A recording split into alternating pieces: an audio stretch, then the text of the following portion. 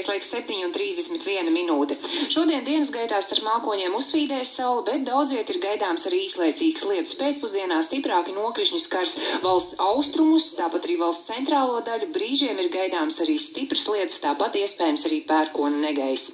Valdošais būs mērens dienvidu rietumvējš, kas dienas otrajā pusē un vakarpusē iegriezīsies no ziemeļrietumiem un pastiprināsies brāzmās līdz 15–18 metriem sekundē. Jūras piekrastē, kā arī valsts ziemeļos, tāpat arī Rīgā un Rīgas līcī līdz 20–22 metriem sekundē. Vēsāka diena būs Kurzemes un Vidzemes piekrastē, kur gaisa temperatūra 10–12 grādi, citvieta līdz 13–16.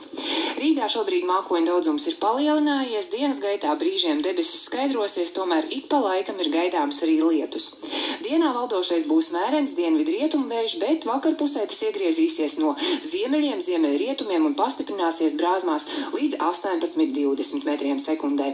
Un vēl par to, kādi laikapstākļi ir gaidāmi maija brīvdienās.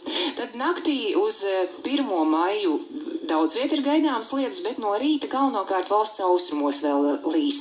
Diena 1. maijā lielākoties būs saulaina, bez nokrišņiem un gaisa temperatūra no 9 grādiem piekrastē līdz 10–12 grādiem citviet valstī.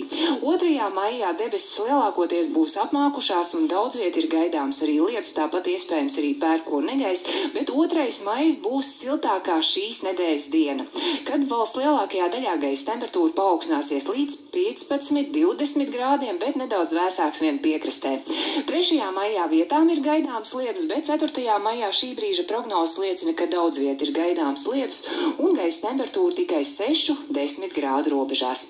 Pareiz laiks 7 un tūlīt jau 33 minūtes.